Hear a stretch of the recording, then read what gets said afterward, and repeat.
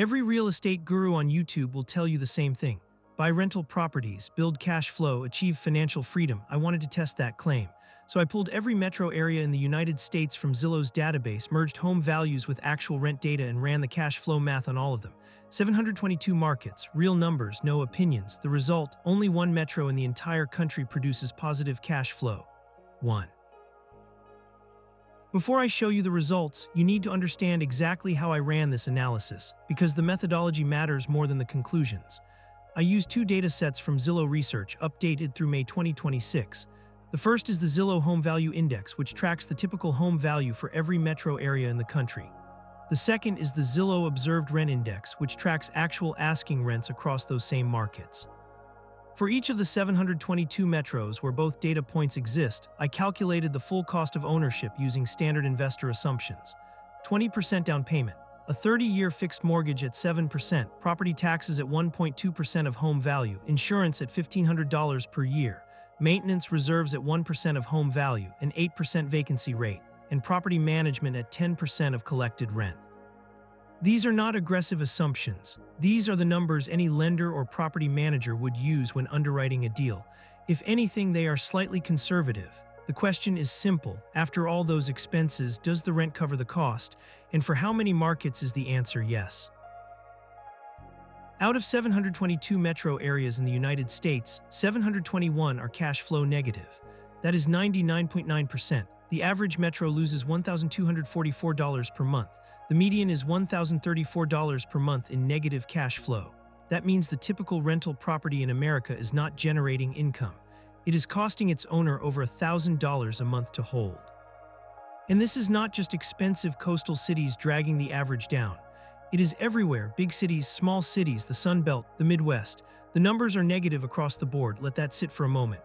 The entire premise of rental property investing, that rent covers the mortgage and generates passive income, does not hold up when you run the actual math at today's prices and rates. The single metro that produced positive cash flow is Meridian, Mississippi. The typical home value is $124,000. Monthly rent is $1,355. After the mortgage, taxes, insurance, maintenance, vacancy, and management, the monthly cash flow is $68. $68 per month. That is the best cash flow in the entire country. Now, to be clear, Meridian is a metro area of about 35,000 people in east central Mississippi. It is not a major investment destination. The economy is small. Liquidity in the real estate market is limited. Appreciation prospects are modest at best. The fact that the best cash flow number in America is $68 a month in a small Mississippi town should tell you something about where the market stands right now. On the other end of the spectrum, the worst cash flow markets in the country are losing thousands of dollars per month. San Jose, California, home value $1.6 million, monthly rent $3,600, monthly cash flow negative $8,700. You would need to write a check for almost $9,000 every month just to hold that property. San Francisco, negative $5,700, Los Angeles, negative $4,700, San Diego, negative $4,500. But it is not just California. Ski resort towns in Colorado are some of the worst markets in the country. Steamboat Springs, Edwards, Glenwood Springs, all negative $5,000 to $7,000 per month. Jackson, Wyoming loses over $7,000 a month. Key West, Florida loses $4,300. Even Haley, Idaho is negative $5,000. The pattern is clear. Anywhere that saw a pandemic-era price boom without a corresponding increase in rents is now deeply underwater for investors. One of the most commonly cited rules in real estate investing is the 1% rule. It says your monthly rent should be at least 1% of the purchase price. If you buy a $200,000 property, it should rent for at least $2,000 a month. This used to be a reasonable screening tool. Today, it is almost extinct. Out of 722 metros, exactly 3 meet the 1% rule. 3, that is 0.4%, Meridian, Mississippi. Woodward, Oklahoma, and Roanoke Rapids, North Carolina, all three are small, low-cost markets with limited investor appeal. None of them would appear on any top 10 list for real estate investing. The 1% rule is not hard to meet. It is nearly impossible to meet at current prices. The natural response to this data is to say, okay, I will just buy in cheaper markets. If expensive metros do not cash flow, surely affordable ones do. The data says otherwise. In the cheapest bracket, homes under $200,000, there are 145 metros. Only one is cash flow positive, that is less than 1%. In the $200,000 to $300,000 range, the largest bracket with 263 metros, 0 are positive. 0. 300 to 400,000, 0. 400 to 500, 0. 500,000 and above, 0. Price alone does not determine cash flow. The rent-to-price ratio does, and at current interest rates, even affordable homes carry mortgage payments that eat through the rent. This is not a pricing problem, it is a rate environment problem. At 7%, the cost of debt is simply too high for most markets to produce positive cash flow with conventional financing. Now some of you are thinking my assumptions are too conservative. Fair, let me stress test them. What if the mortgage rate drops to 6%? The number of positive cash flow markets goes from 1 to roughly 15, still a tiny fraction of the 722 total. What if you self-manage and remove the 10% property management fee? That adds about 20 more markets, still under 5% of the total. What if you put 25% down instead of 20?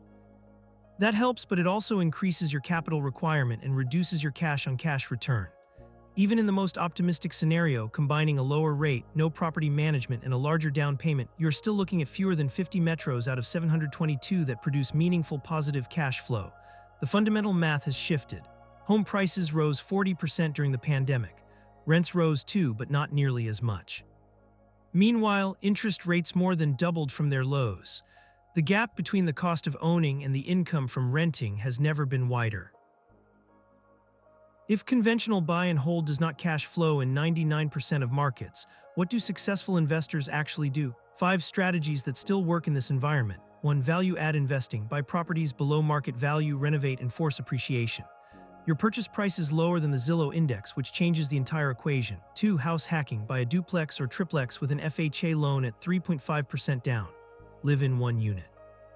Rent the others. Your effective housing cost drops to near zero, even if the overall property does not technically cash flow. 3. Creative financing. Seller financing subject to deals and assumable mortgages at lower rates bypass the 7% rate environment entirely. An assumed mortgage at 3.5% changes a negative cash flow deal into a positive one overnight. 4. Short-term and mid-term rentals. The Zillow rent data reflects long-term lease rates. Furnished rentals on platforms can generate 30 to 50% more revenue per month. That premium closes the gap in many markets. 5. Focus on sub-markets, not metros. Zillow data is metro level. Within any metro, specific zip codes or neighborhoods can significantly outperform the average. The investors making cash flow work today are not picking markets from a spreadsheet. They are going street by street. The common thread is that none of these strategies rely on buying at full asking price with conventional financing at current rates. That combination simply does not produce cash flow in 2026. Investors who adapt are still building portfolios. Investors waiting for the old math to come back may be waiting a long time. 3 things to take away from this analysis. 1. The conventional buy and hold model does not produce cash flow in 99.9% of American metro areas at current prices and rates. That is not an opinion, it is a mathematical fact. 2. The 1% rule, once the standard screening tool for rental investors, is functionally extinct. Only 3 metros in the country still meet it. 3. Cash flow in 2026 requires either a below-market purchase price, creative financing, or a revenue strategy beyond conventional long-term rentals. The investors still building wealth in real estate have adapted their approach. The ones losing money are using 2019 assumptions in a 2026 market. If you want to see what the data says about which specific markets are closest to positive cash flow and which ones are headed there as rates eventually decline, subscribe. Every video on this channel breaks down real estate markets using data, not opinions. I will see you in the next one.